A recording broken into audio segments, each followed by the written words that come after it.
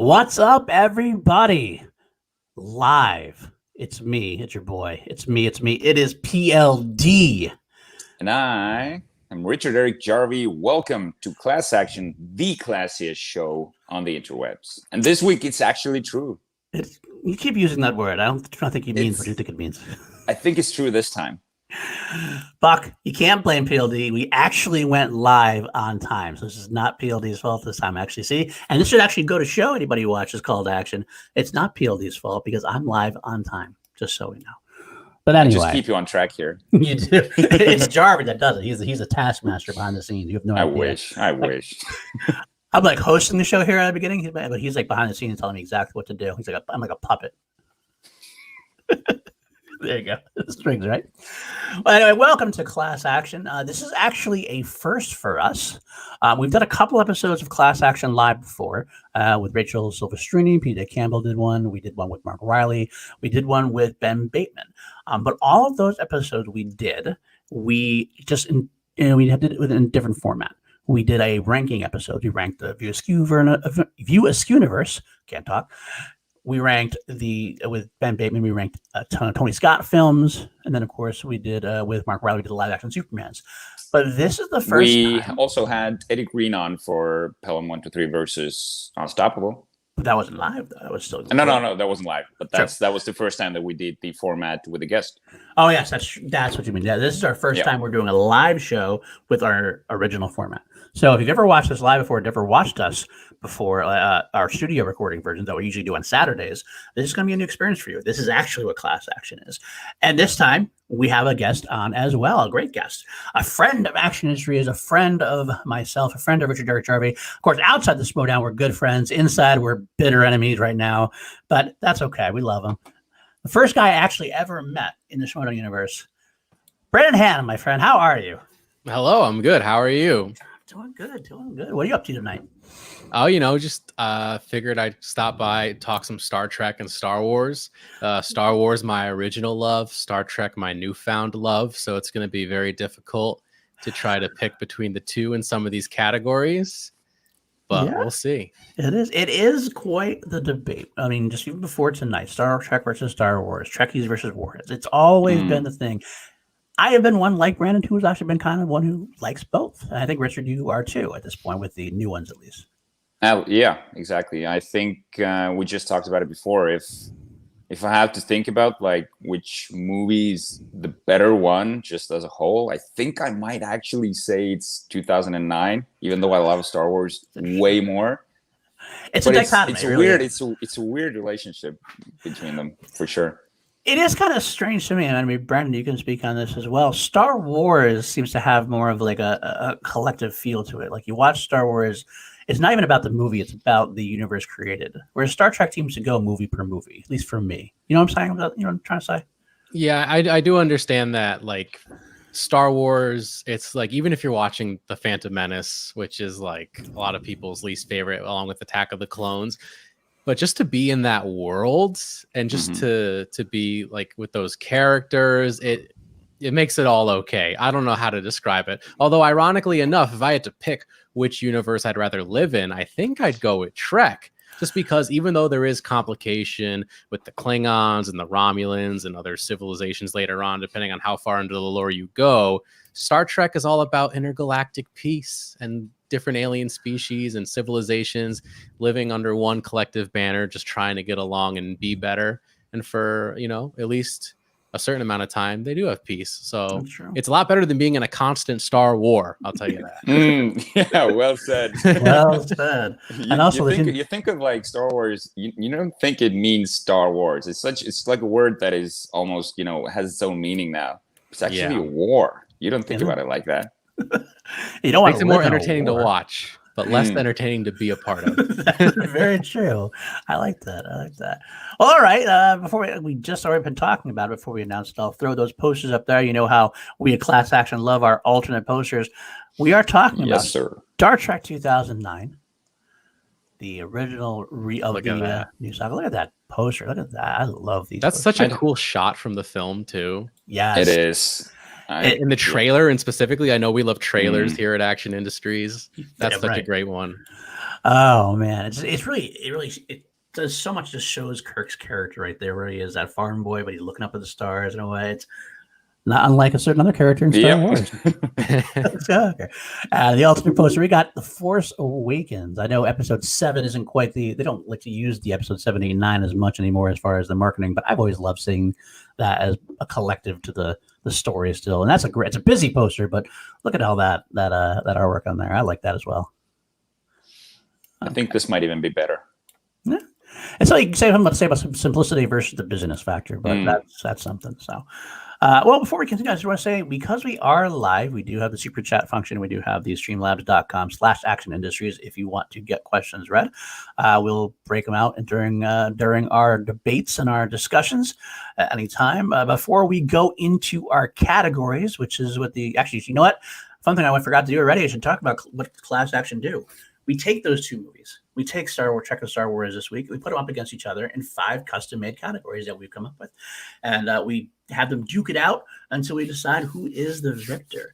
And I'm telling you this, every time I do the show, Richard and Eric Jarvie and I both will say, it very rarely comes out exactly the way we think it's going to.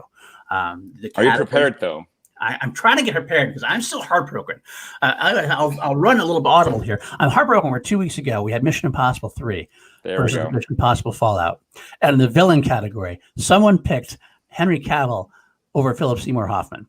And to me, that's unforgivable. I'm still heartbroken about that. Jarvie's full of hot takes. I'm not gonna lie, but that's why I like having him on the show. So I'll have to do that to PSH. Right. Exactly. Right. You can't die PSH. You of all people, Jarvie, should understand that. You're born and bred action at movie anatomy. You know how PSH is. And yet he's going to sit there and not say anything and just nod. And go listen to the argument. That's all I have to say. All right. Well, before any further ado, before we get to the categories, there are a couple of games we do like to play. To get us there. One of my favorite ones of all time, of course, as you all know, is what would Ed Harris play? My favorite actor of all time. Jarvie likes him as well. I think Brandon is a fan as well. I like to say that he makes every movie better. He never sells out on a performance. He always goes all in. And what we do in this is we take the movies we're watching and we either recast a role with Ed Harris, or we write a new role for him and how he makes it in order for him to make the film better, even if it's a great film like both of these are. So without further ado, I'll start with Jarvie this week. We'll let Brandon warm into it and ease into his role casting. Richard, what do you have for him in Star Trek? So I did both. I created one new role for him and I recast him. So I'll start off with Star Trek. Okay. So I was thinking long and hard. First, I wanted to do the Bruce Greenwood character, of course. But I was thinking, since we have Leonard Nimoy as Old Spock, I would have James Kirk from the Old Spock era and have Ed Harris as James Kirk somehow in the movie. Wow. Wow, so you're recasting William Shatner. Yeah, it needs to be. Yeah, well, yeah. Really, I am. I think if anyone, it's Ed Harris. You know, I didn't even think about how much I would anger the fans by actually recast him. But and here we go with Richard Archer. I'm trying to keep my cool right now. 9 minutes that lasted. 9 minutes. It's not me having the moment. It's actually Brandon. Actually, I'm a little offended by that too. But it is your choice. Okay. All right. I could see it, I guess. I'll try to see it. Brandon Buckingham saying Captain Pike and Laura Santeca. Those are good choices as well. Do you want to why don't we have Brandon do his Star Trek and we'll come back around for Star Wars. Sure. Okay. Yeah. Star Trek. I'm really confident in my Star Wars one, but Star Trek, I think I was still bouncing around between a few, even as we've gone live. Oh man. I'm going to say him as Nero. I think would be really menacing. I think like, and maybe you like change the character a bit. Maybe he's like part of the old like Romulan council, you know, like that we see in Star Trek Nemesis for a bit before they all get wiped out. Yeah. Spoilers. It's in the beginning of the movie, and no one ever's gonna watch it because it's like one of the worst. The worst Star Trek film. But yeah, I think I mean, come on, Ed Harris as the villain in the movie, you can't go wrong. You're right. You can never go wrong. In fact, that's actually, I was doing the same thing. I kind of had gone back and forth. I kind of was like, he could do Pike. I could see him doing Pike. I could see him being that mentor character as well. But at the end of the day, I love it when he's mean. I love it when he's villainous. I love it when he's got the command. And him as Nero, I think that's the perfect character for him. I could see him wiping the floor with Chris Pine. If that's the problem, is the villain would win. That's the only problem in my Star Trek. The villain would win. Yeah, because Eric Bana, he's way younger, obviously, and he has that sort of, you know, he's just there for revenge, and he feels like he's so blinded by it. With Ed Harris, you feel like the character would have to be, you know, padded up more, give him more reason for that revenge, because he just seems like, yeah, exactly like Spock said, he's a very particularly troubled Romulan. You shouldn't go like all out war when, you know, an accident happens. There's Kaiser calling out exactly what Eric Darby actually called out before we went live. We were all matching. This was not planned, but I like Brandon, where's your cap? I didn't get the memo, guys. No, his hair is too good. His hair is too good right now. Yeah, it is. I like it. I like it. But yeah, no, I think, yeah, the more I think about it, Ed Harris as Nero changed the character a bit, because right now, like, we have Eric Bana playing like a younger, more hot-headed Romulan, exactly. An older, wiser, more experienced Romulan who's calm, cool, collected, very menacing, but in a kind of subdued way. Right? Yes, that would scare the crap out of me if I were Captain Kirk. I got those steely eye blues in the back and behind the prosthetics a little bit. Oh, that'd be great. That would be so good. So, and it's someone that can be menacing to Spock too. Yes, which I think is important as well. Very much so. Very much so. Because there's not much that phases Spock. No. If you get a villain that makes Spock do like a double take, like I think you got something there. You got a great villain there. That's cool. I like that. So, all right, that's good. That's good. I like to see that. Anybody else in the chat? Is anybody for Star Trek? Let us know. Richard, let's go on to Star Wars for you. I actually like my Star Wars one. So wait, what was your Star Trek, Paul? My Star Trek was Nero as well. I actually chose Nero. Oh, okay. So I was agreeing with Brandon. Okay. So my Star Wars, this is a recast, and I would, as much as I love Donald Gleason, I don't think Hux was the right choice for him. I was like so excited when I heard that he was casting the new Star Wars, and I was hoping he would be like a Jedi character or someone.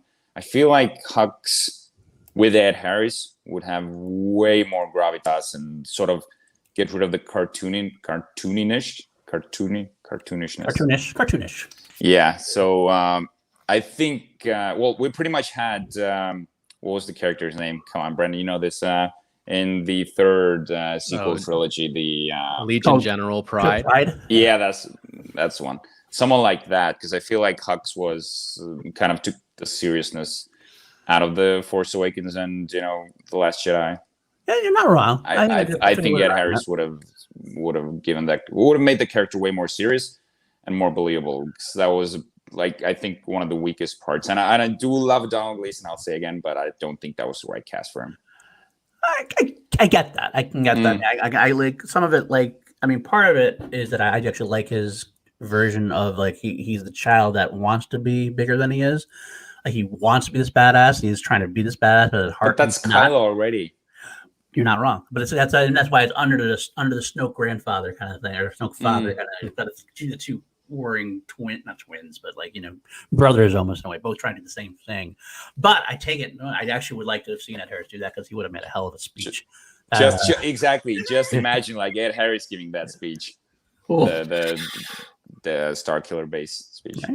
And you're absolutely right. He would have been a great General Pride. That's very true. So, all right, Brandon, what do you have for Star Wars? So I was actually also going to pick Hux, but now that Jarvie has as well, I think I've thought of something even better to maybe one up him. I don't know. This could be a disaster, but I'm going to actually create a new role for the movie. Ed Harris, but as Hux's father, who was a significant part of the Empire during its demise. Right. And what if in the film there's a scene where Hux kills his own father to then take on that position of like top officer or whatever, right. Top general in the First Order military, and then that way his story can kind of mirror Kylo Ren's story throughout the trilogy as well. We have both of them kind of on a similar journey because it's like poetry, it rhymes. So that's there's a lot of father killing. It ain't Star Wars unless you're killing your daddy. Yeah, it's not Star Wars if you're not killing your dad, right? All right. I like that too. I think that's great. Actually, something I actually did consider that for a little bit. Brenthal, I think it's Brenthal Flex would have been really cool to see. But I went somewhere different, a little bit against grain. I didn't create a new character, but I did put him to a character that actually wasn't seen on screen. He was just named. I would have Ed Harris in more of a cameo role, small role, as Duquesne. Okay. And right. Yeah. He's the guy who stole Millennium Falcon and I would add him to that sequence on the ship where you have all different clubs, the Conja Club, the Bark Ellis, like basically, and the guys from the raid basically come on, and then Ed Harris could have been the third. You actually could have been like the last one in as Duquesne, and you find out that Duquesne is like this former Imperial like general, kind of, or not maybe general, but high-ranking kind of guy who has gone rogue now after the Empire fell down. He became like a smuggler, a ship thief afterwards, trying to, maybe he's a wannabe warlord even, but he's the one he kind of comes on. He can be very intimidating in that. I think it'd be kind of fun to have that as a character with Han Solo, Harrison Ford versus Ed Harris in a way, verbally sparring back and forth. That could have been a lot of fun for me too. So that's where I'm going to go. Duquesne. What the hell? It's a little off kilter, but I like it. So I think Brandon's was better. Brandon wins. That's okay. Yeah. That's okay. You guys in the chat, you can tell us who you think won on both sides. If you won, I'll let you guys know. I mean, I also kind of pitched some plot points about his story mirroring Kylo Ren. And then what if when you get to the third movie, one of them gets redeemed and one of them doesn't? They make choices. I kind of like that. That's good. I like that too. We do have a stream lab. I'll throw it up there. Alan Smithy.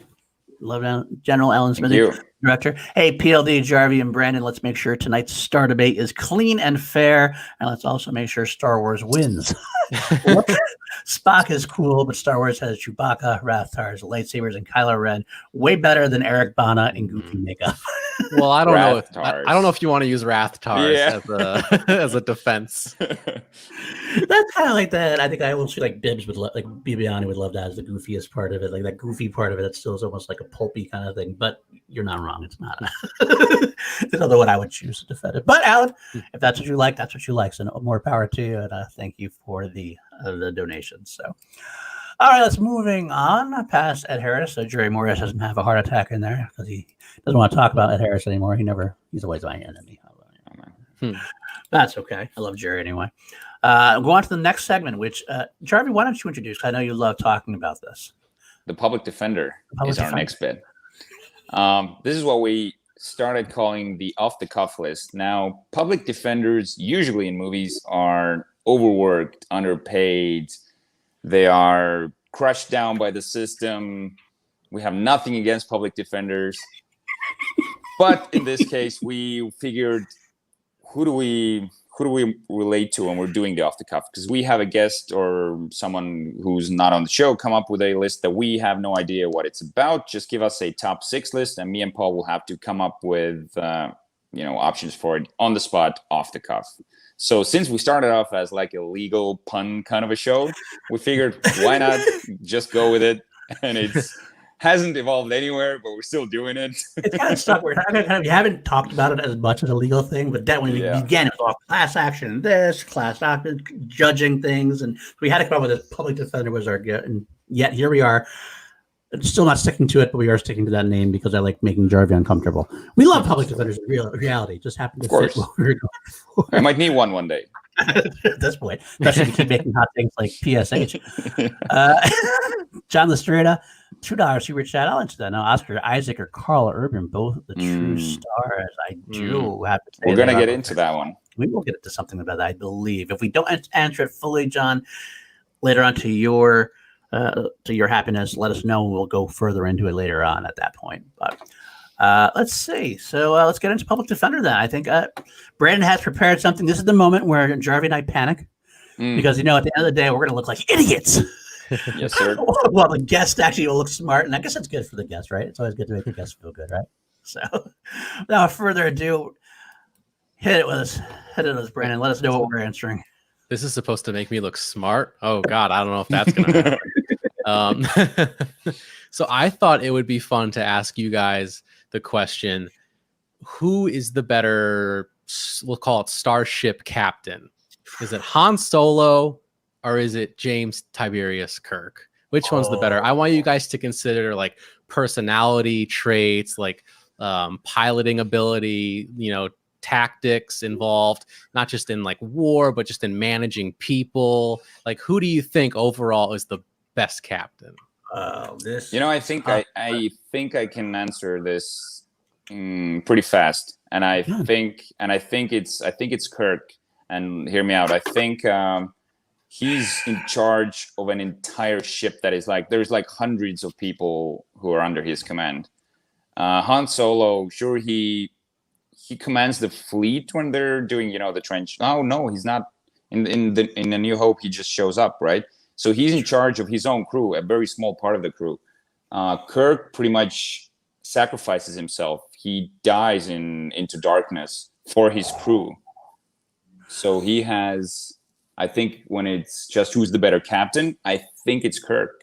I think Han Solo is way more like a rogue, smuggler. Yeah, but here's the thing. I don't know if I can agree with that too. First of all, better captain of what? Depends on what you're talking about. And again, there is the captain of Starfleet, but captain of the Millennium Falcon is just as important. It's a different kind of captain. And who's a better starship captain? In that case, it'd be Han Solo. Han Solo can pilot the thing himself. He can take orders. He doesn't need to give it. He doesn't need to. He gives orders as well. I mean, Chewbacca, he's got a first mate he can count on more than anybody else. I think Han Solo has a lot of. He's got a lot of luck that Kirk doesn't even have. Kirk gets into. How do I phrase this? I'd say Kirk is. They're very similar in they do have a lot of in those ways. Yeah, but Han Solo will. I think Han Solo will do more what needs to be done, even if it's dirtier, than Kirk would. Kirk goes dirty because he has Spock holding him back. I think Han Solo. You already said that Han Solo's. At the end of the day, James Kirk is a good guy. He's a good guy. Han Solo is always more of a neutral guy with a heart of gold, but he's not afraid to get down and dirty as far as that goes.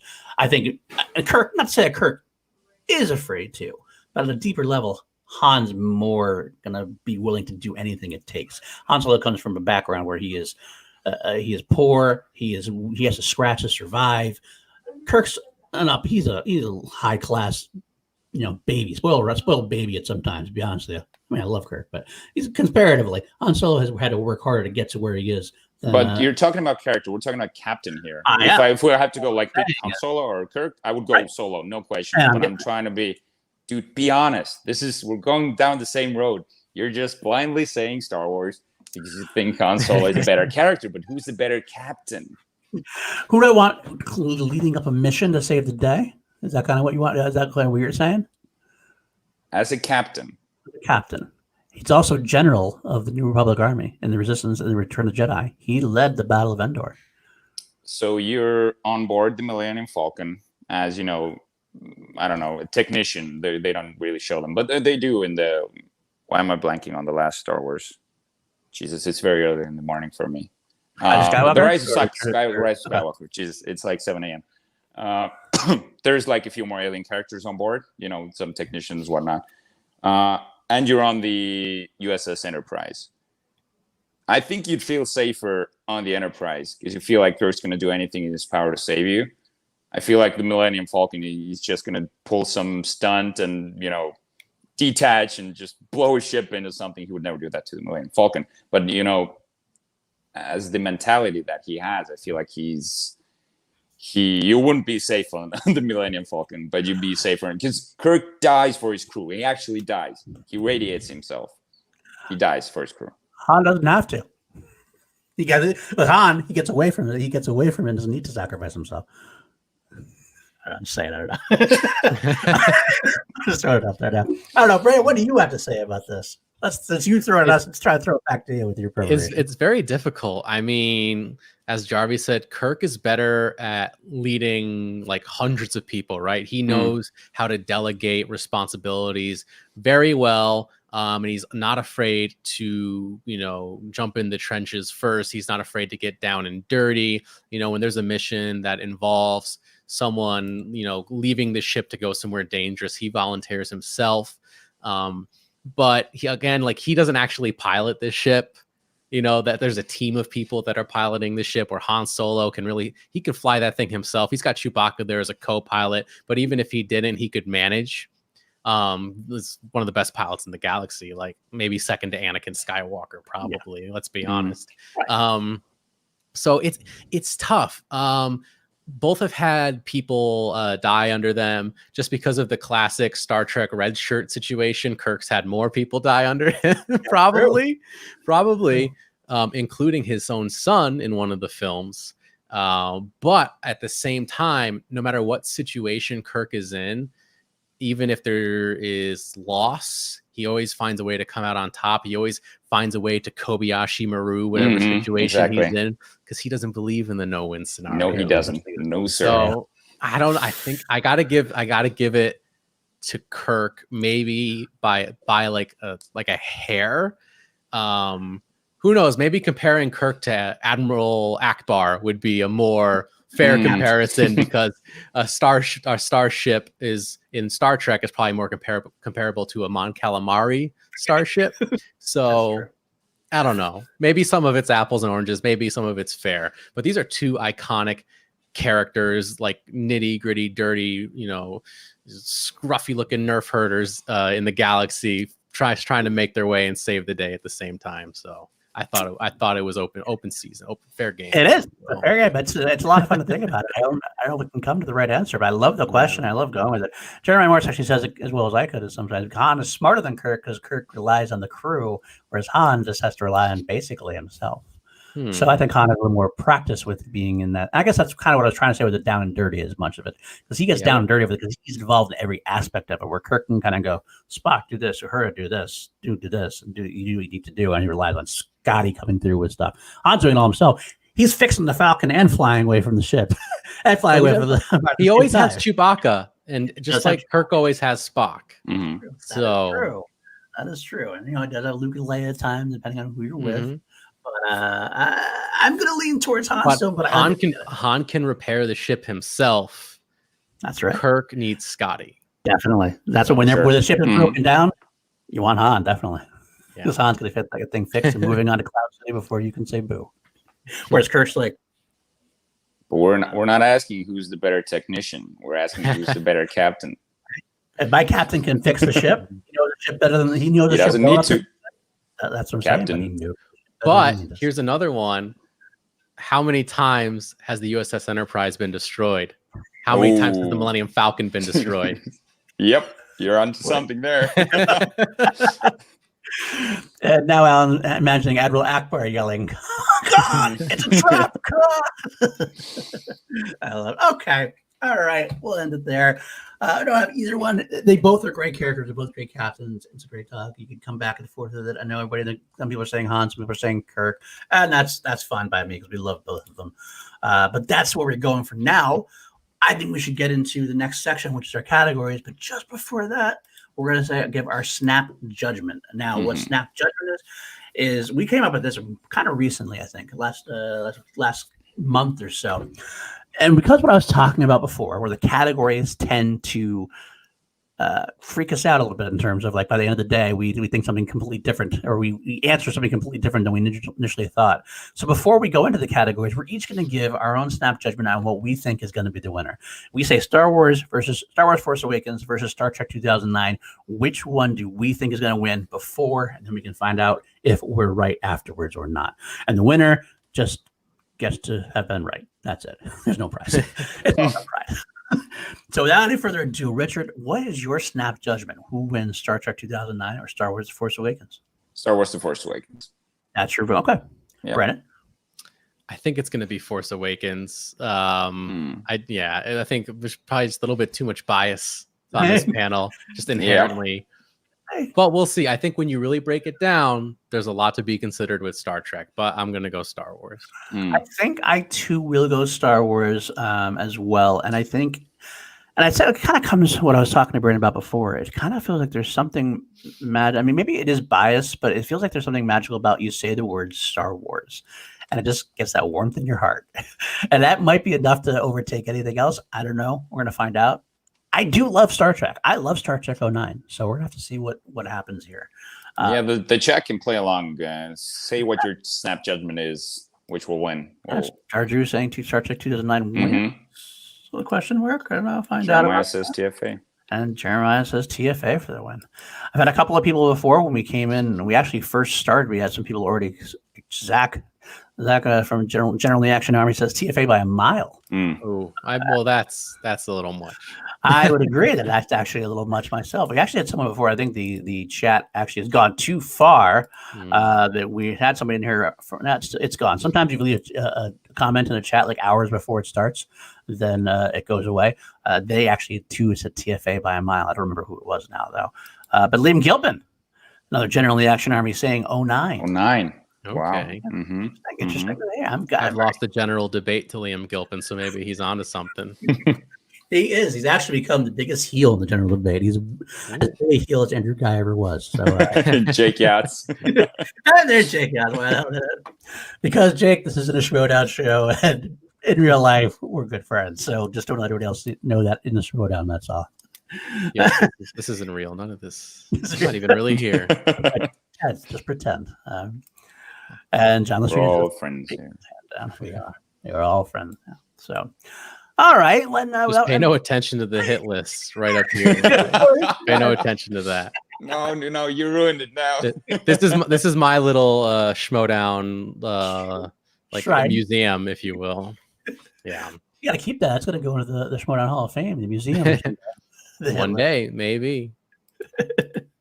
After you win the IG title that next year, maybe that's what's going to happen. I have to put that hit list in and get it like emblazoned and framed and everything else. So I believe it.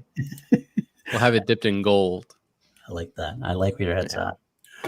All right. Well, our 5 categories. I'll break them down first, and then I'll just list them first, and then we'll go back and break them down. So the chat can start thinking about what they would have to say. Our 5 categories are going to be the best opening sequences, the better big 3. It's obviously big 3 from Star Trek. Actually, we could allow a bit of fluidity in this. Initially, I said Kirk, Spock, and Bones.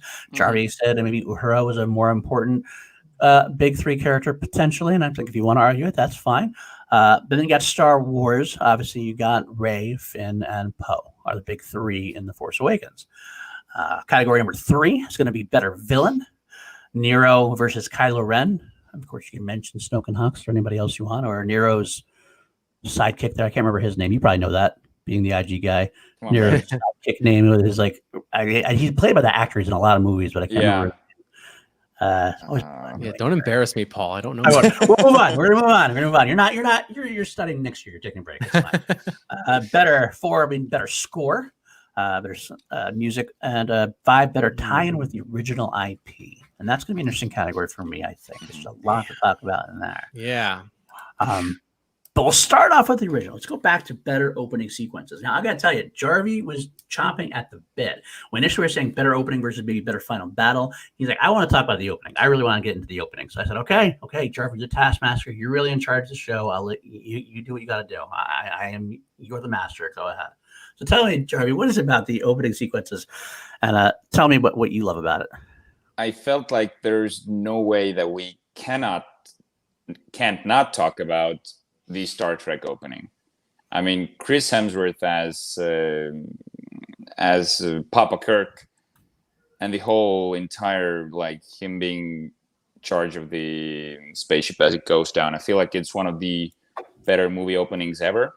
Truly, okay. Like very, very, very J.J. Abrams like. Because if you think about The Force Awakens, like both these movies, they show in their openings, they show the full power of the evil or the dark side. Both like introduce the villain, both introduce the minions, for lack of a better word.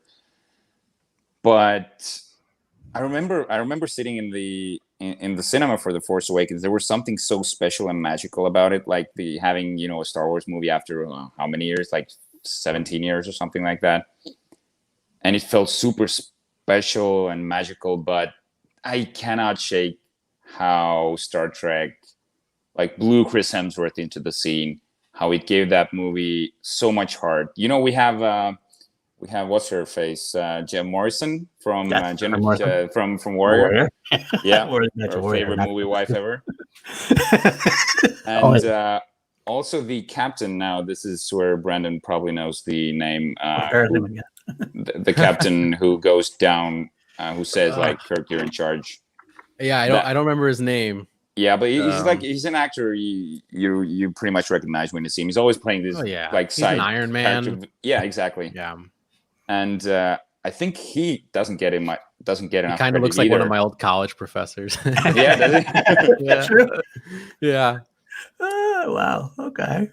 All right. Well, as you probably figured, I think I have to give this one to Star Trek, even though I feel like The Force Awakens has a very strong startup. It's like the way they bring on Kylo and how we get the new score for the Kylo theme. Mm-hmm. That is, and the friggin' how he stops the blaster bolt. Mm-hmm. That is a friggin' awesome moment. I just can't shake how friggin' awesome Chris Hemsworth is in the opening of Star Trek. So this is going to Star Trek. Wow! Right away, Star Trek. There we go. Okay. What about you, Brandon? Damn, I think I gotta go with Star Trek 2 on this one. Like that whole sequence, like you jump right into it. It happens so fast. Similarly to like the opening of The Last Jedi, where you have like that whole sequence of Paige Tico sacrificing herself. It's like you don't know this character. This movie just started, but you're immediately invested. Mm-hmm. And I think you feel the exact same thing here with Chris Hemsworth playing Kirk's father. It's just you right out of the gate, super emotional. Star Wars, it's awesome. You get introduced to Kylo Ren right away. Like you said, he stops the blaster bolt dead in his tracks. It's something we've never seen before. It was awesome. But I mean, that alone isn't enough to carry it to a victory here, in my opinion. So I got to go with Trek as well. All right. Wow. Here we go. Jeremiah Morris, I know in the chat, he's not saying anything yet, but I know he's ready to break some monitors already because it's a big Star Wars. I will say it's interesting too. I do love, like everybody mentioned the blaster bolt. That's great. I love this. I love Kylo Ren's theme. As it comes down, you get that new theme going on. I like the aspect you get. Finn, you get to see the stormtrooper who is questioning himself. We didn't mention Finn. And there's some great moments in there. The sequence where they slaughter the village. It sets up this great villainy of the First Order. These are if you didn't know there's bad guys, these are definitely the bad guys. There's a lot to Lord love. Santeca as well. We didn't mention him. Love Lord Santeca. And when he mentions Leia, that is like a goosebump moment. Like you don't see Leia, but it's like immediately you're like brought in with the old. Like you're like, this is gonna be a great ride. It's always been royalty to me, and it's so true. It's the great Carrie Fisher, great Leia, and you have the droid sequence. You have BB-8. It's a good introduction to him as well. I mean, kind of like you want to see R2, but BB-8's pretty cool too. All of a sudden, so I want to. BB's awesome. He is, and he does a good job. It's a great battle sequence there in the floor. But again, there's also Star Trek where it's a much more epic opening battle sequence. This is much more hell-breaking loose. This is not as so. Star Wars doesn't have the quite as epic opening. It's almost like the two versions. I mean, obviously, Star Trek 2009 and The Force Awakens are both J.J. Abrams' kind of re-entry, kind of revitalizing sagas that have been dormant for a little while. Force Awakens chose we're going to ease in and let's just kind of like ease in like warm slippers on a cold night and get your feet in there to walk in. Whereas Star Trek's like, no, fuck this, we're going all in. You're gonna push you in the face. We're gonna kill off Kirk's father. We're gonna have some mass blood destruction. All of a sudden, even before you even realize it, even before you understand what's going on, that history is being changed. If you're not a huge Star Trek fan, you're not know all the history. Like, wait, hey, Kirk's father's dead, and all this stuff is changing. It's like, holy shit. So it depends on which one you want to see. I'm going to give it to Star Trek 2009 as well, because it was such a shock to the system seeing it, and you automatically have that emotional moment. I was almost tearing up when you have Chris Hemsworth sacrifice himself at that point. You're kind of like, holy shit, here we are, like 5 minutes into the movie. I'm like, I'm all in.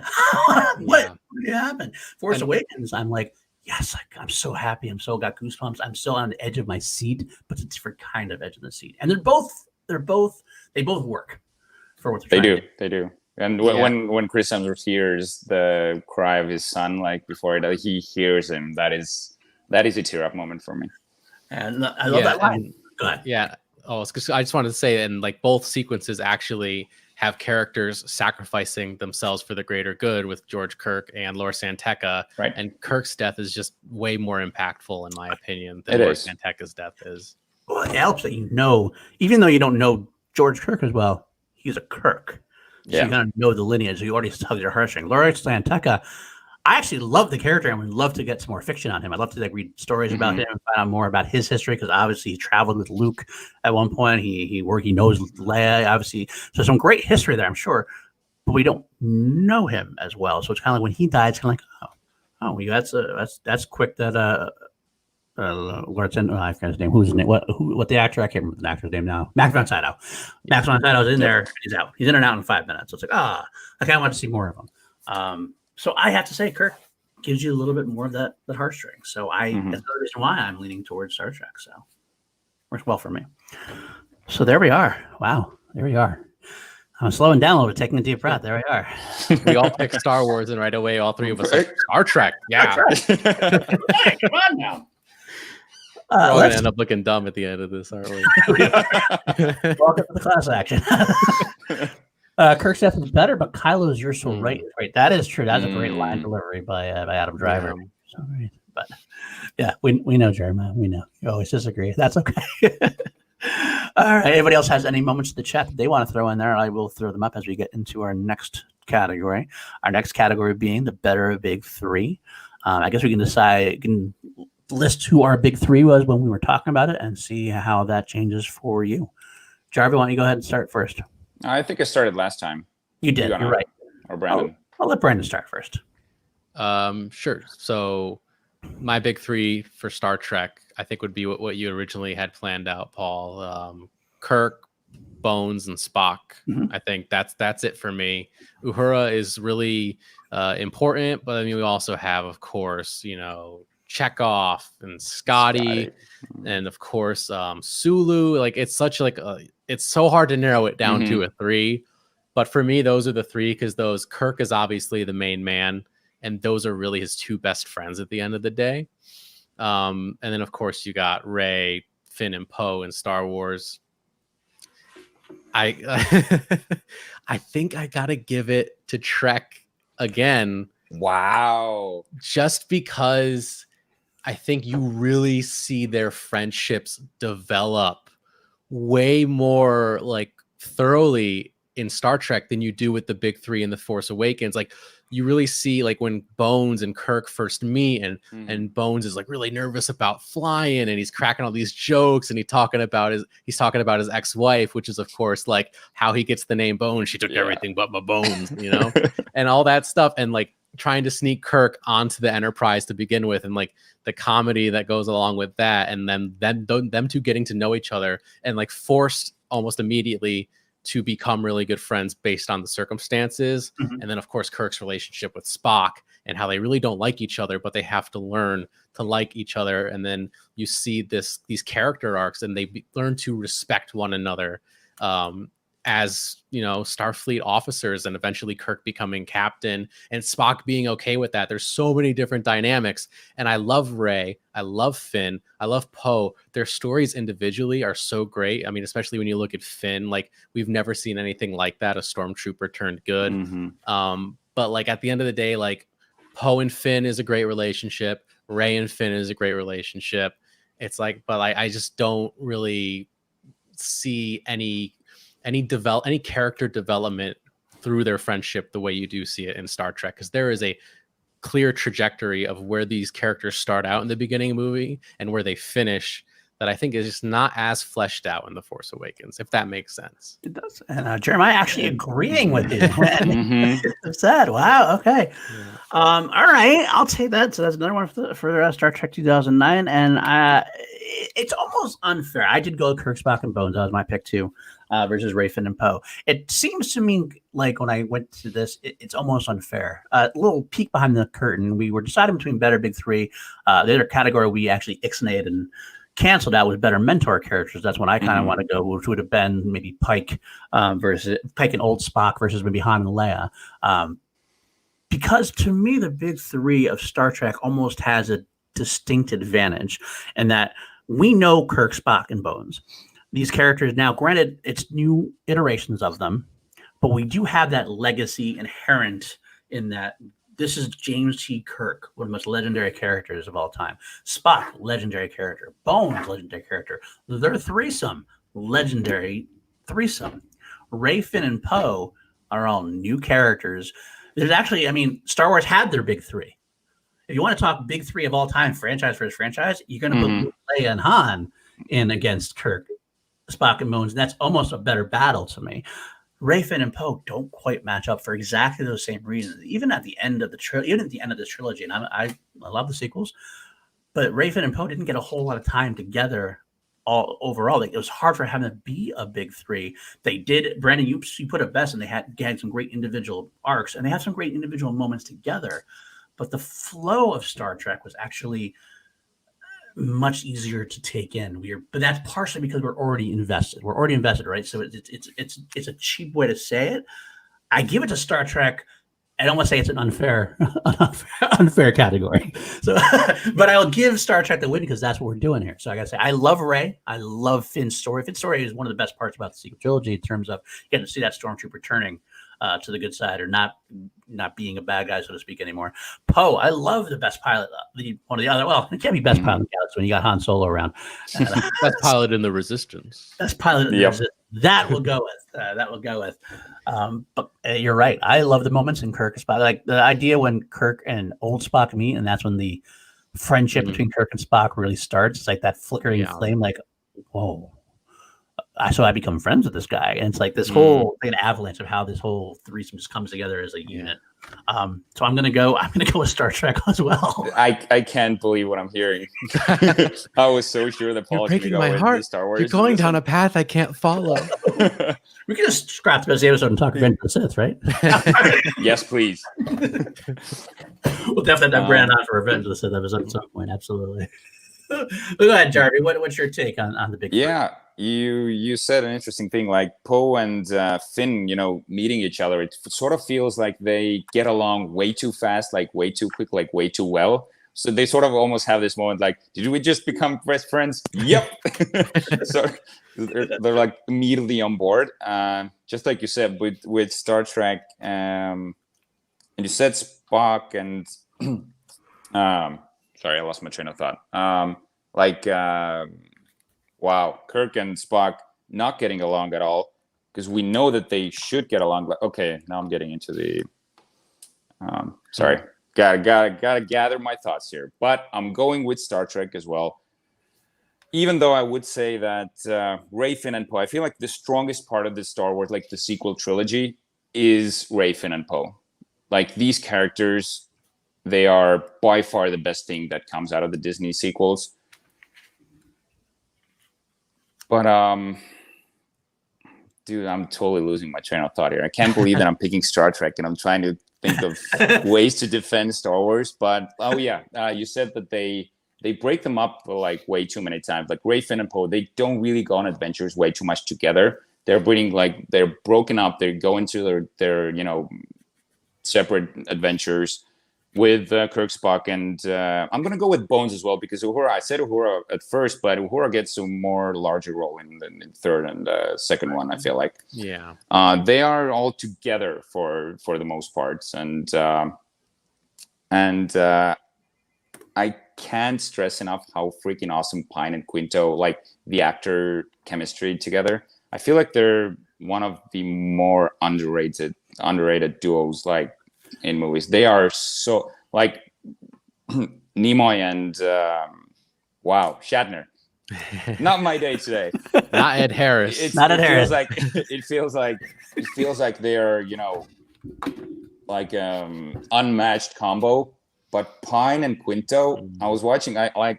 When I finished 09, I immediately watched Star Trek Into Darkness as well, and their relationship, their chemistry together is out of this world. I wouldn't go as far, like Quinto especially, I feel like has it locked down to a T, like the Spock character. I wouldn't go as far to say that he's better than Nimoy. There's no way. But like Quinto Spock he went like more. I want to say he went full retard in a way that he went full. Like I'm sorry, I'm just saying Robert Downey Jr. What he said. Yeah, he went like full, like this method, like very like full into the like. Nimoy shows way more emotion. Like Quinto, he's like full mathematician, very like sort of robot like. So in that way, I even think that Quinto is in some ways better, but when Nimoy shows up, he's gone through way more than Quinto Spock is. So you can see where the emotionality comes from him. Gotcha. I will say, I will say real quick that Finn and Poe had that potential, I think, to have that same kind of bromance kind of things. They showed a lot of that. The scene when they got he got his jacket and they reunite. He bites his lip.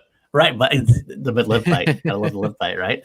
That could have been exactly what you're talking about, but the reason why is that they didn't get enough time together overall. It was just too much separated time because it was more Ray and Finn.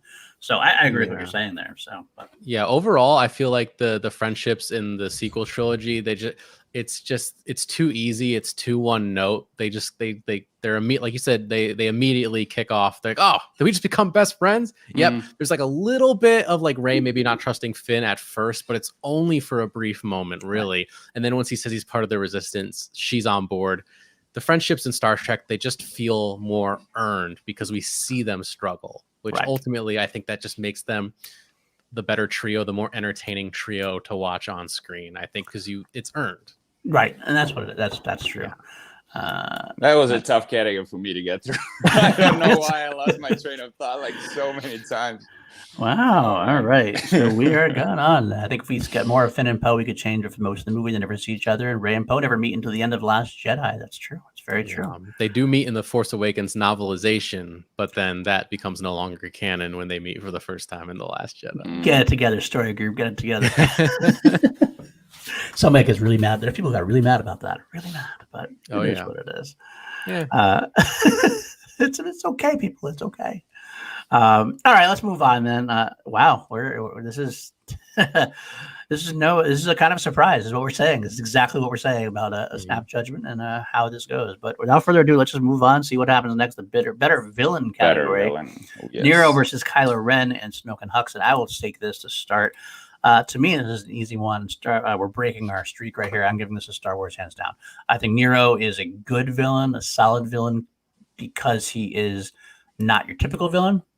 He's this real like blue collar type character. You realize later on, you find out he's not a warrior. He's not a guy who's commanding an armada. He's commanding a drilling. He's a miner. Basically, he's a miner, and he's just trying to fight back. And so he has no military tactics. It's all about like he's got the big brunt.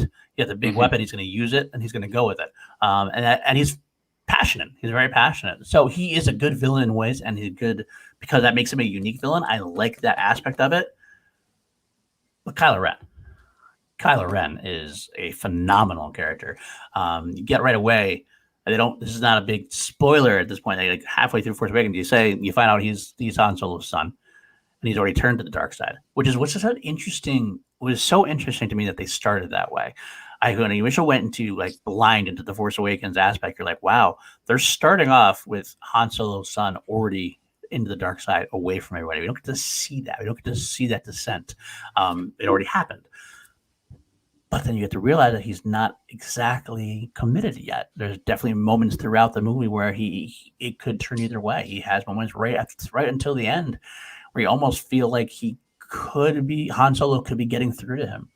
Of course, he doesn't, and that makes it even more tragic.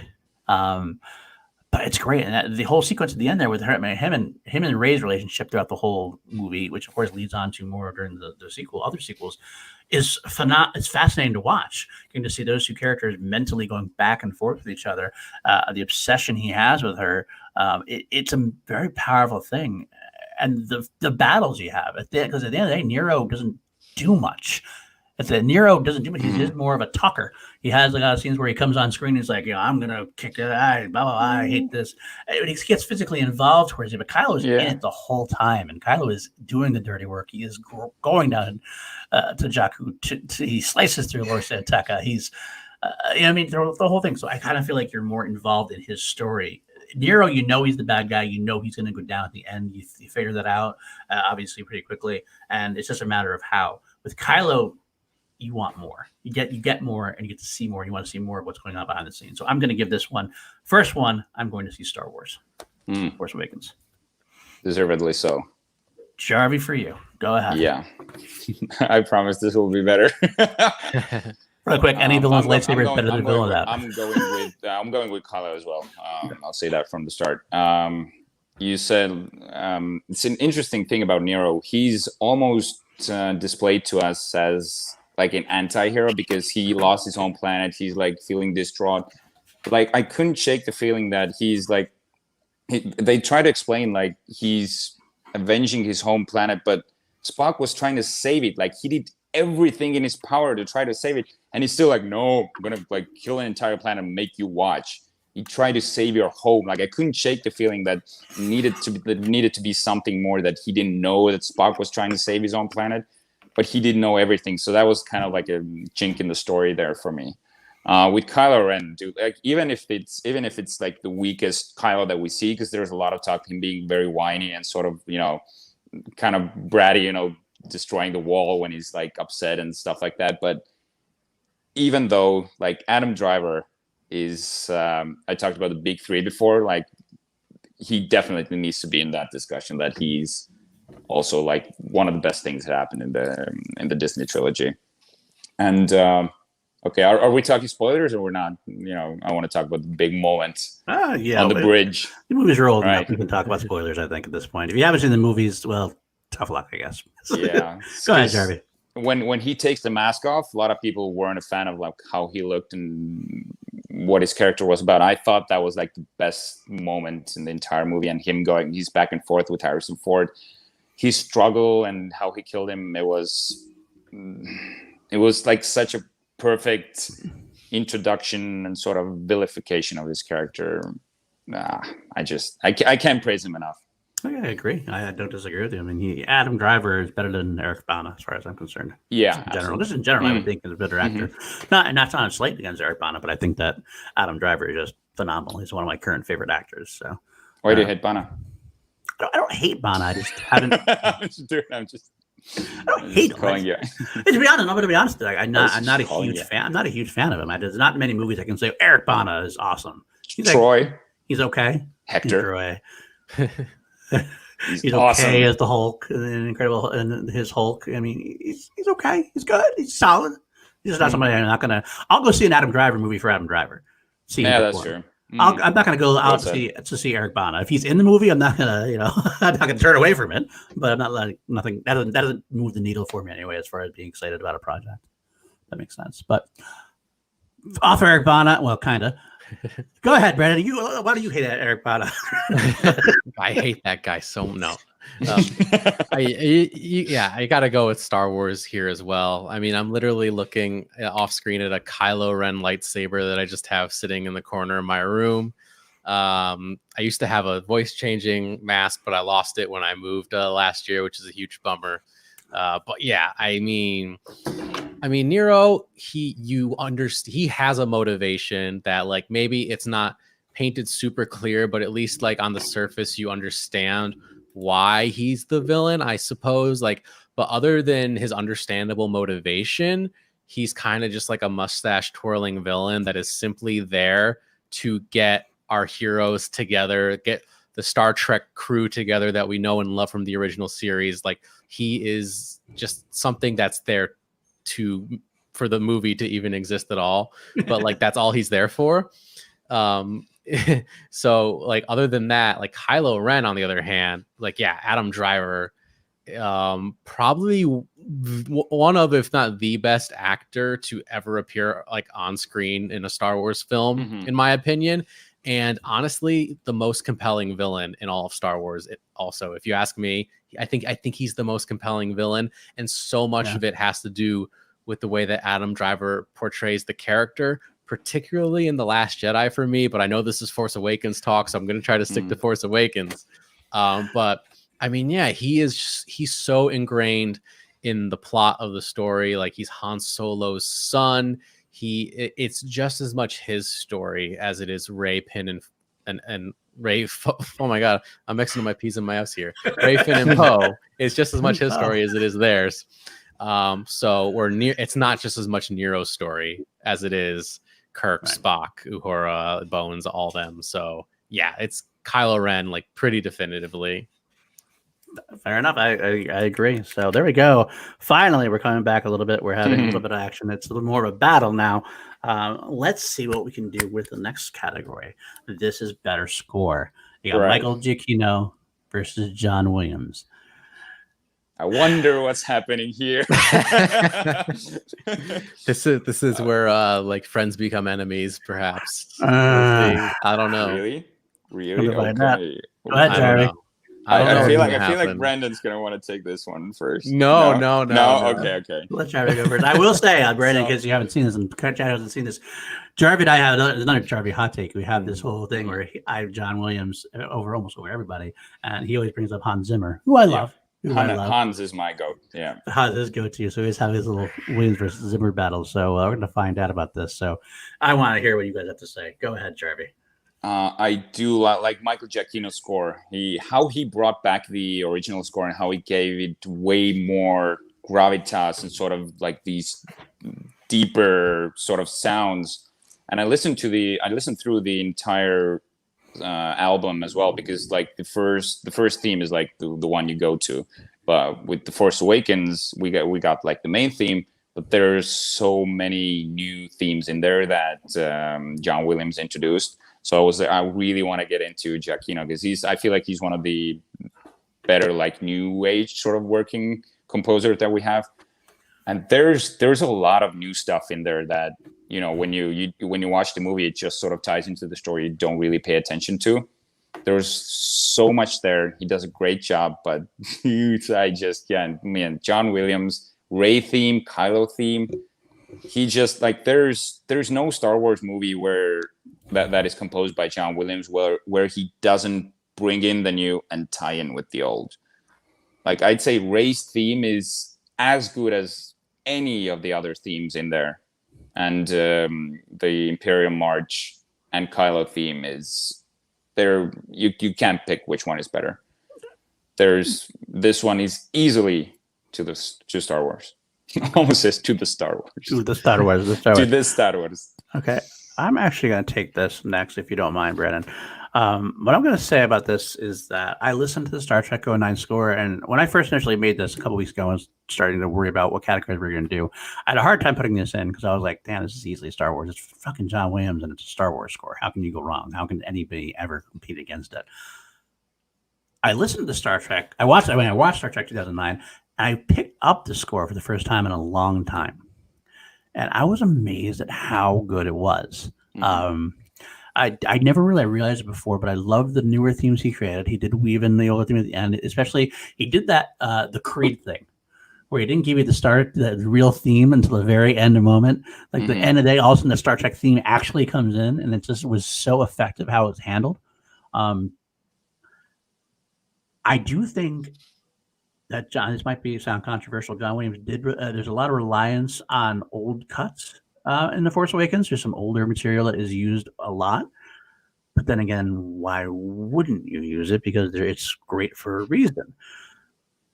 But he did also create great themes. Rey's theme has lasted beyond anything that Star Trek 2009 has had to offer, in my mind. Star Trek might be a newer score in general, but the new pieces that John Williams used remind you of why he is such a genius. I think John Williams has actually gotten better sometimes. I think like Revenge of the Sith was one of his best scores of all time, and he's gotten even better. It's like he's not relying necessarily on the past. He just has that base to use. When you have that base, it makes it so enjoyable when you base it on something so good and just modernize it a little bit. and you add a little bit with the new themes, it becomes a perfect setup. So I was justified in saying that Star Wars was going to win, but I will say that it was a lot closer than I had given it because Michael Giacchino is a wonderful composer. I actually hope he does, now that John Williams is retiring from Star Wars, I hope Michael Giacchino does do another one because he did Rogue One, right? He did Rogue One, but he did it in like 3 weeks. Like he was like given like 3 weeks to do it. And like he came through. And Rogue One is actually still a pretty good score considering he had 3 weeks to do it. It's actually kind of underrated. I think there's some great moments in there. There's some things I'm not a huge fan of what he did for that. But overall, I'd love to see him get another chance as a full-on composer for a Star Wars piece because it's a great piece. It's a great piece of music, and he did a great job.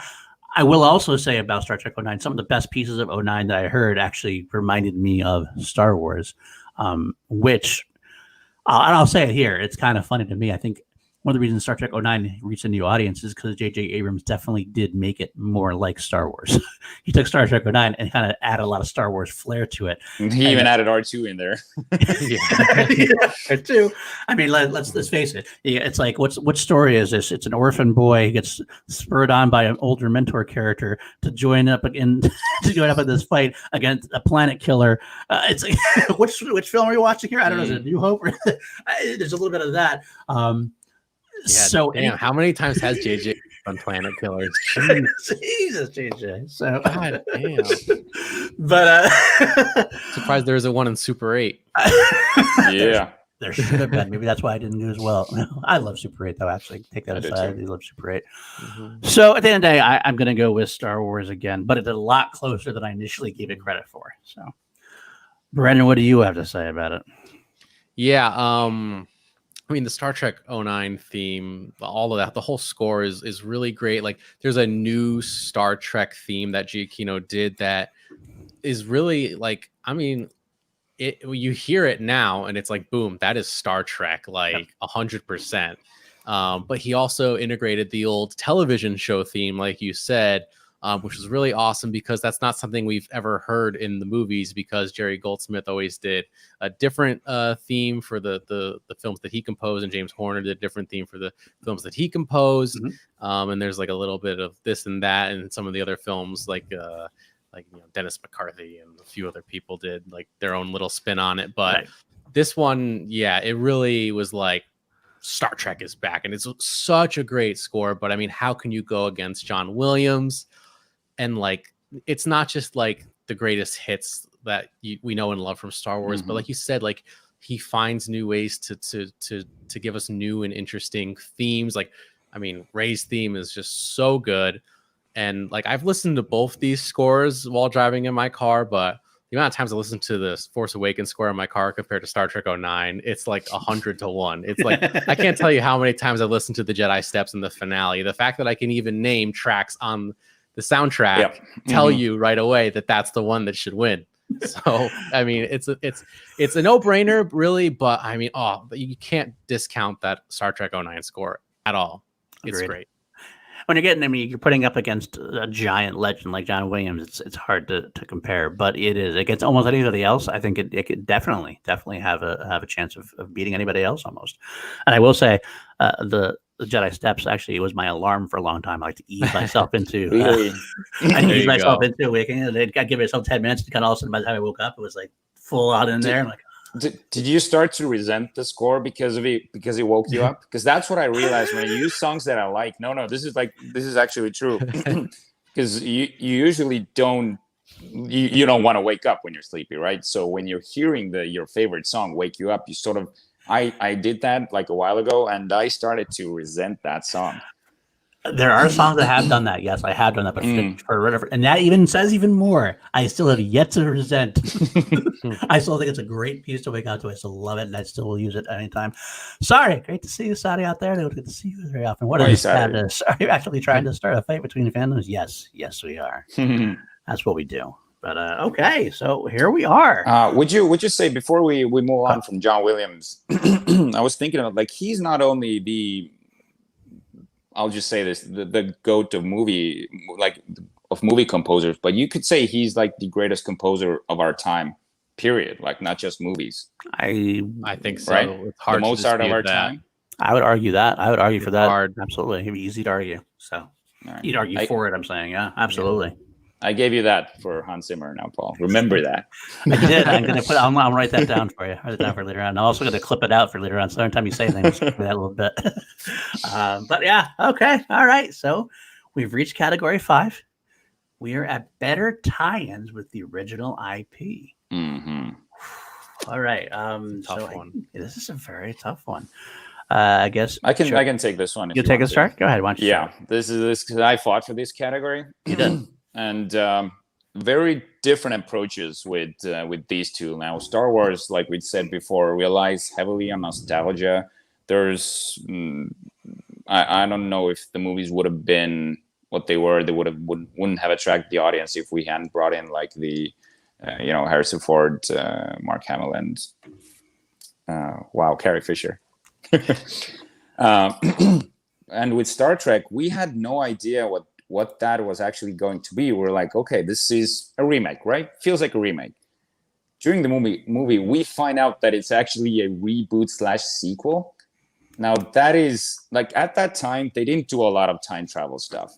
And I think it's freaking ingenious what the writers did. I think it's Alex Kurtzman and Orsi.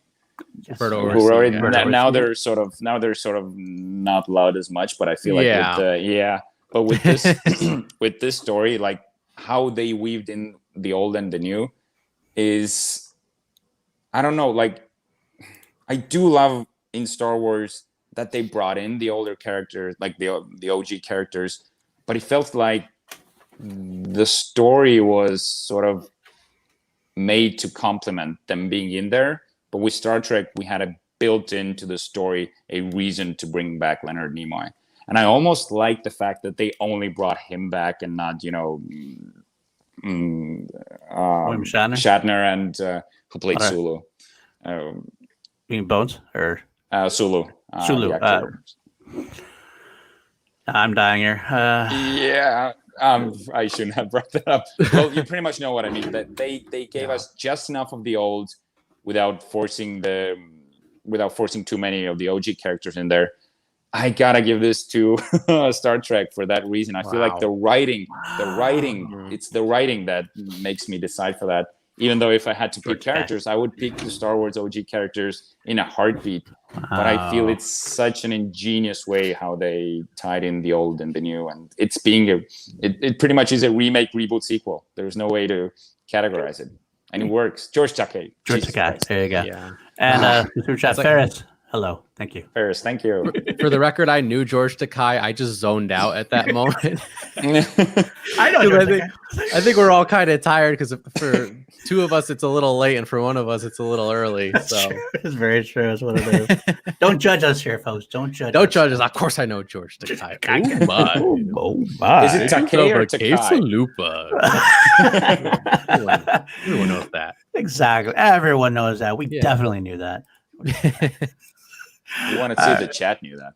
John Cho as Sulu, by the way. John Cho. I love it. It is. He is great. He's awesome. So great. Is, really is. And they took something. That's another thing too about I watching Star Trek 09 again after going back and watching all the originals a few times. You really picked up. There's so many small little things that they pay tribute to, not just the original films, but the original series as well. They took something that was kind of a joke in the original series about Sulu being a fencer, fencing. That's what I wanted to ask. Yeah. And they make him badass with it in this movie. So it's like that. There's a lot of attention to detail in Star Trek 09. They really, you could tell as much as there's so many Star Trek purists that don't like this movie, but I feel like they're crazy for not seeing that the writers of this film and JJ himself directing, these guys were Star Trek super fans to me. It seems because they really paid attention to detail. What they're maybe doing now with all the TV series that I don't know. I'm not going to get into all that. But I think in this movie, they did a really good job with that. I do for sure. All right. So go ahead, Brandon. Since you started, why don't you keep going with your better tie-ins? Are you giving it to Star Trek, or you? I don't know. I keep going back and forth in my head, honestly, because I just like I said, just small details like that, and there's so many other ones, one-off lines, referencing like I was assigned to the USS Farragut is like another ship that's like mentioned as like one line in one of the other movies. Like and man, like Jarvie makes really great points with like the writing and how like there's such a good reason to bring Spock in.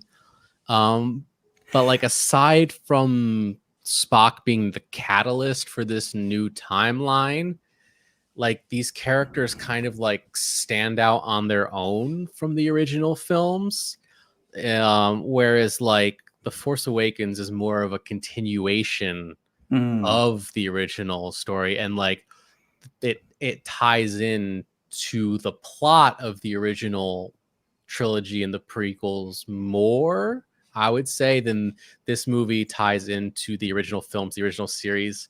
So I'm gonna go Star Wars. You're gonna go Star Wars? Okay. Yeah, I'm gonna go Star Wars. You surprised me there. Okay. That's a good thing. That's a good thing. I think it surprised me too.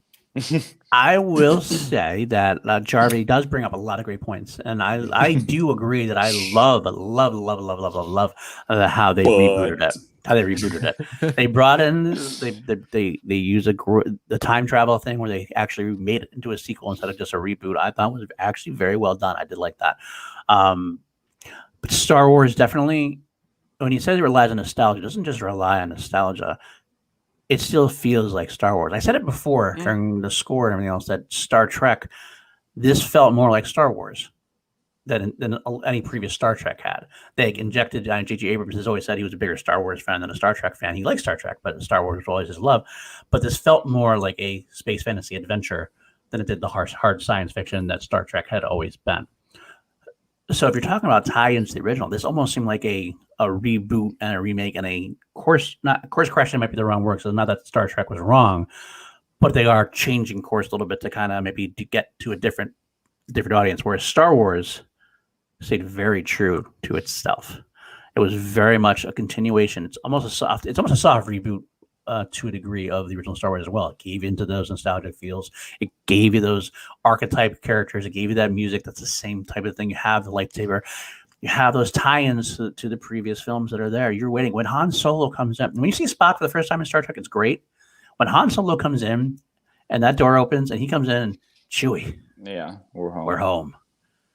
Tears all over the place. Not even a single man tear. I was like, I had many. And even though we'd seen it in the trailer, it still worked. It worked. It still worked completely. You have this search for Luke as this whole character. You want to see Luke the entire time. And I even thought, and at one point, I know J.J. Abrams said that initially at the end they were going to have Luke catch the lightsaber instead of Rey catching the lightsaber. They should have. I don't know. Biggest problem. I know you did. I actually agree with what they did because they had to make Rey. If you give it to Luke, it becomes a Luke movie. Whereas you need to use this to give Rey her due and give her the central moment of the film. Yeah, I also like the subverting of the expectations, where like I think everyone wanted it to be Luke, but it's Rey, and it's like, she had the power to defeat Kylo Ren all along. She doesn't need Luke, and not in like an over the top way, but like in like an earnest way that I believe.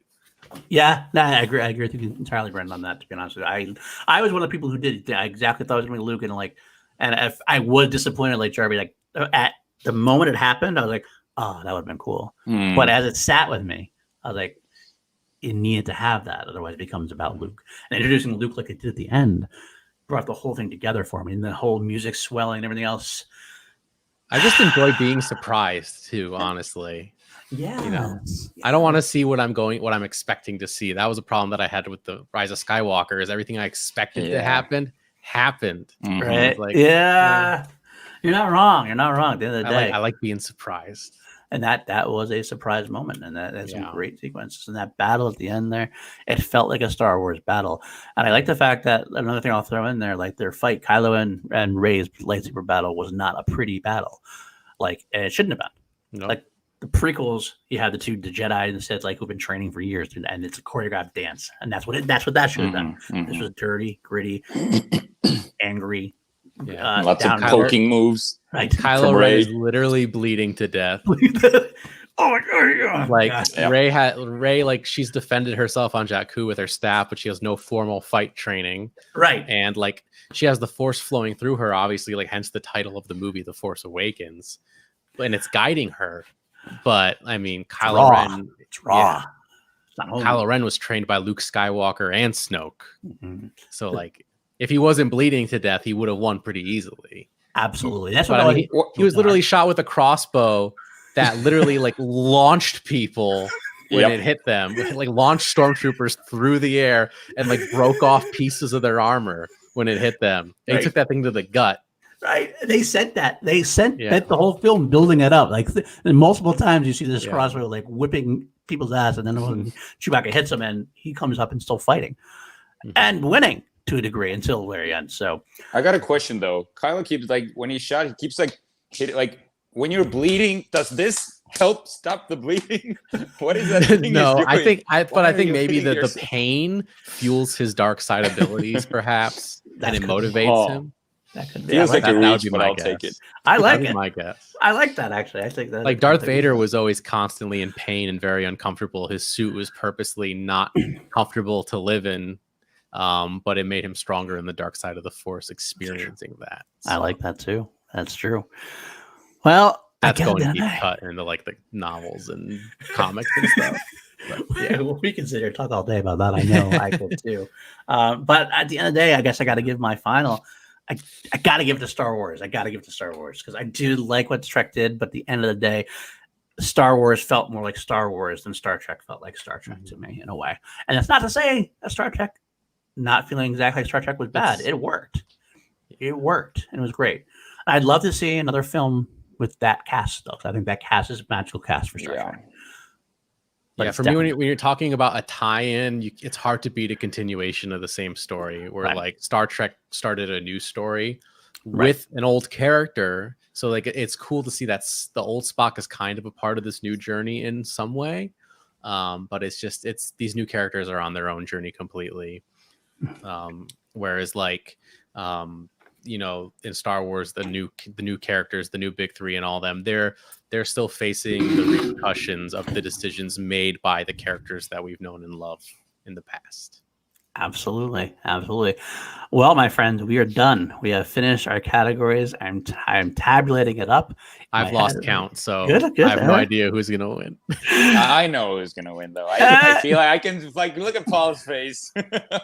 I have no face. There's no face here. There's no face. In the closest of battles, winning 8-7. Star Wars: The Force Awakens. Okay. Wow. That is close, though. That is really close. That is close. So we all thought Star Wars were going to do it, and we were right this time. But I didn't think any of us would have picked how close it would have been, especially after the first two categories. Star Trek was up 6-0. Yeah. That's a comeback for the ages. I don't know if anybody else in the chat wants to put off their feelings. Let us know what you have to say. What you think if we came up with the right thing, if we were way off on anything. I'm sure you'll let us know. You tend to do that, and we love you for it. Brandon, what do you think about our decision here? It's the decision that I expected. I love how close it was because Star Trek really deserves that level of respect, I think. It's a love that I've discovered later in life through studying for the Schmodown. So I'm really pleased to see it get a lot of credit that it's due.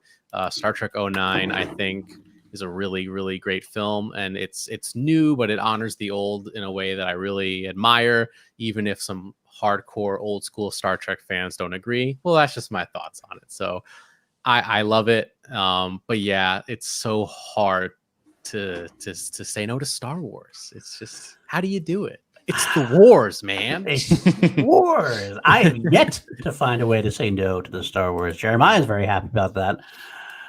Alex really also very happy about that.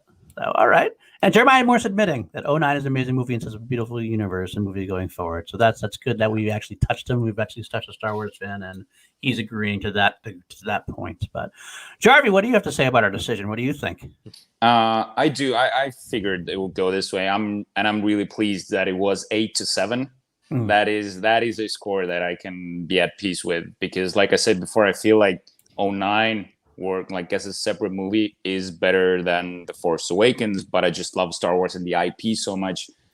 I think I wanted to ask you, Brandon, what do you think? Would you like to see, like there were rumors about Tarantino doing another Star Trek movie? Would you like to see that happen with the same cast or a completely spin-off movie? I think it would be interesting. If he did it with the same cast, I don't know if it would fit in with what they've been doing. Maybe if he kind of did like a one-off, maybe like a different era, like different captain. I don't even know. Like maybe they keep it in this new Kelvin timeline, but maybe they jump and we see a new next gen cast, or like, you know, like a new Voyager cast, and he follows those people, you know, in the same timeline, but just further along. I think that could be really interesting.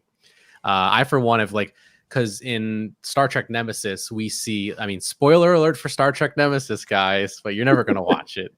But we see Tom Hardy play a clone of Picard. So I think, how cool would it be in one of these movies if we stay in the Kelvin timeline, but jump to the future and we see Tom Hardy playing a Picard in this timeline? I think would be really exciting to see. And maybe if you put Tarantino in charge of something like that, it could be really interesting. We'll see. I'm not like begging for this movie, but if they made it, you bet I'd be there opening night. Robert Adams did a great job. They should cast James McAvoy as a new Picard. No, yeah, I think he'd actually do a great job. But really would. It'd be way too distracting. I love James McAvoy too, though. So there's one thing that we need to answer though. John Lestrina asked us: Oscar Isaac or Karl Urban, both true stars. Oh yeah. We didn't really get into that. Like, what do you think? I feel like Oscar Isaac is a bigger star now.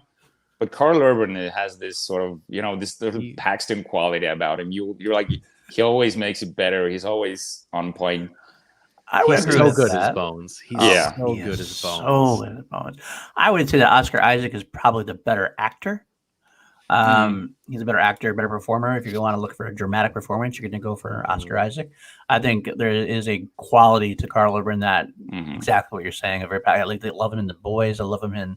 He's got this great role. He's a fun actor. Yeah, you feel like he'd be fun to go out for a beer with, you know. So Oscar Isaac will be maybe a bit more unapproachable. And he's like a down to earth character in this science fiction crazy world, and he's almost like if the audience was there, you know. Exactly. He's commenting on how ridiculous everything is. Like, we're going into space. You know how dangerous that is. If there's like one crack in the hull, we could all die. What is like? He is just like so pessimistic, but in like a hilarious way. Yeah, pretty much. and he's just always like commenting on how like weird Spock is and like all this stuff. And he calls him pointy. Pointy a lot. I'm like, kind of feels inappropriate, but you know, coming from him, it's, you know, jokey. And like literally down to earth. Like he's like talking about like how like human beings were never meant to be in space. I don't know what we're doing up here. This is ridiculous. It's like, we're not got nowhere else to go. He's that crotchety guy, even though he's young. He still has that crotchety old man quality to it that you love to see. Though, because it makes you laugh. So, but he's also really intelligent. He's clearly like the best doctor in all of Starfleet. He's got to be, hands down. You know? Yeah. So absolutely. He's as intelligent as he is funny. Right. I don't think he took the Hippocratic Oath though, because I'm not sure that you can, you know, give someone. Oh no, actually, it's a vaccine. It's a vaccine. A vaccine that gave him. He was helping. He was still helping. That was actually one of my favorite Karl Urban moments. You get to that point where you almost don't think he would do it, and all of a sudden you see him stop and go, "All right." I will say John Latrina did donate in the Streamlabs. Thank you, John. He gave his thoughts on his own questions. And for the record, I love Karl Urban with Chris Pine, but I think Oscar Isaac has natural chemistry with everyone. Interesting. I don't know. I do like Karl Urban. Like his chemistry with the Boys is really good as well. So I don't have to see, but I could definitely see that as well. So okay. So that is it. Everybody else is putting in their last things. I did have one other question I saw in here.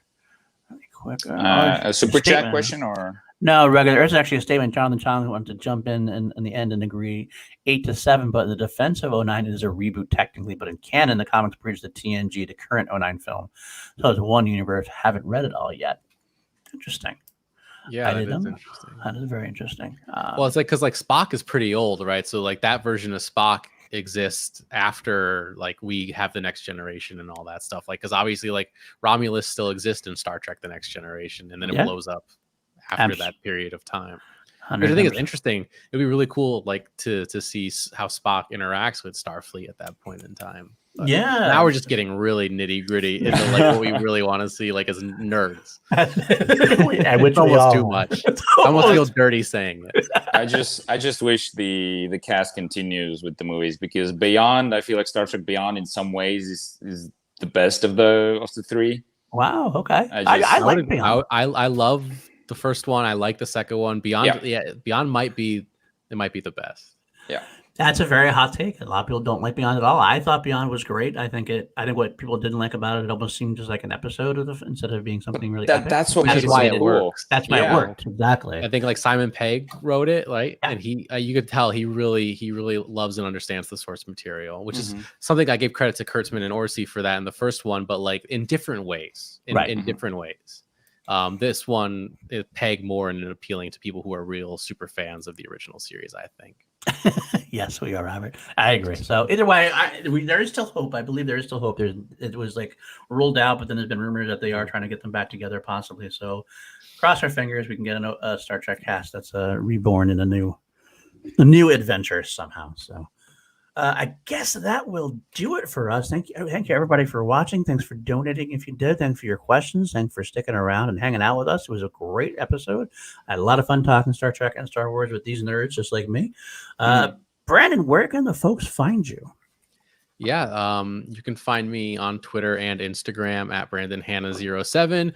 You could also find me at youtube.com/Brandon Hanna. Please consider subscribing over there. Working on some really cool stuff in the science communication realm of things. So that's something that I'm really passionate about, wanting to get into. So if that's something that maybe interests you, stop by in maybe the next few weeks. I'm working on something. And also I am working on building my Patreon again. So there you go. Patreon.com/Brandon Hanna. Thank you so much. Right now I'm doing weekly live streams. Last week I did a really fun Ask Me Anything. This week I'm talking some Schmodown. So if you want to get not just the Hitman, but Brandon Hanna's opinion on some Schmodown related topics, join me, get your questions ready.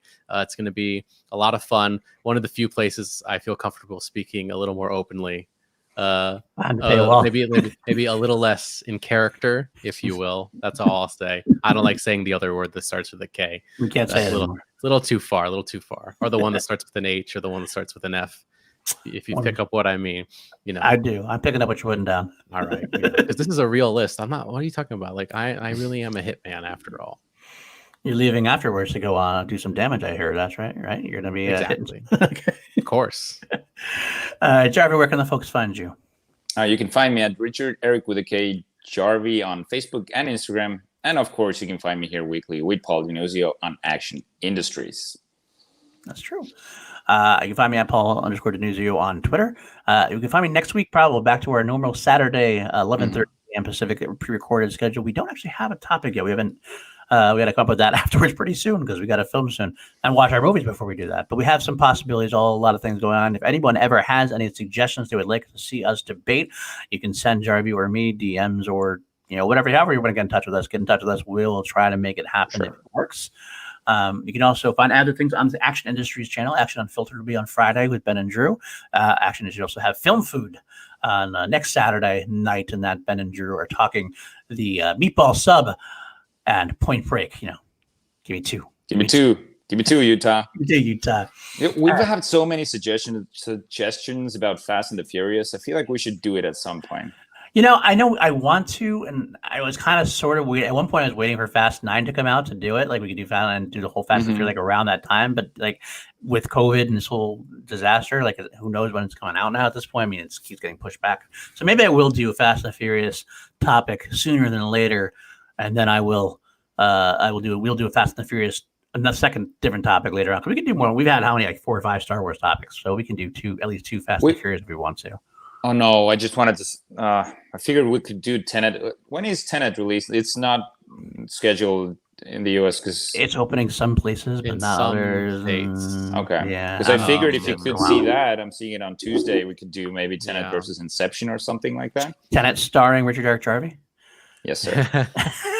We're gonna play Where's Jarvey and find out where he is in Tenet. But I think Jeremiah's suggestion in the chat, Fast and Furious versus Point Break. I think that makes a lot of sense. I mean, it's Point Break, no doubt, but still, that is a running joke. I do like that, and I actually agree with that. But that might be a good one to say. Oh, look at that! Rob Brown is also seeing Tenet next Monday. I'm in New York, and we have nothing open, so I'm not going to be seeing it. And maybe we shouldn't. Who knows? I don't know. It's going to be a whole tricky thing anyway. But when I do see Tenet, we will definitely be doing a Tenet category, and also episode. Sorry, episode. Yes, that's what I said. I'll try to say anyway. And finally, also you can find me real quick. You can find me on Call to Action. We're doing Chilled Action's 50th episode and 1 year anniversary tomorrow. Tomorrow night, we're bringing on. If Christian won't reunite Team Action, we're going to reunite Team Action at least for one night. So get this little Dre ready and your questions, and we'll have some fun with that. And also, PLD Projects has opened up. Doing some stuff on V, one of my favorite sci-fi shows of all time. I will get to the Harrisons. I've been promising it for months. I'm waiting for a few thumbnails from Jake to really solidify it, and then I'll get going on maybe some pre-recorded content where I'll make you like Ed Harris as much as I do, or die trying, go through every movie that Ed Harris has ever been in. And one last thing I will say is potentially tonight, if you're subscribed to PLD Products, I might be doing one of my patented PLD live hangs where people come on and talk about the most random stuff. And I got to admit, last time we had one, I actually had to make it private because it got a little, I know what that's like. It got spicy. You do know, Brandon. You do know. You had to do that yourself. So that one is no longer available. But you never know. If you're live, you never know what's going to happen. So you never know. Never know. So. But thank you again, Brandon, so much for guesting on our show. We really appreciate you coming by. Thank you so much for having me here. The second you said Star Trek and Star Wars, I was in immediately. Yeah, that was a perfect match. Thanks for being on. All right, guys. Thank you in the chat again. And, of course, as always, court is adjourned.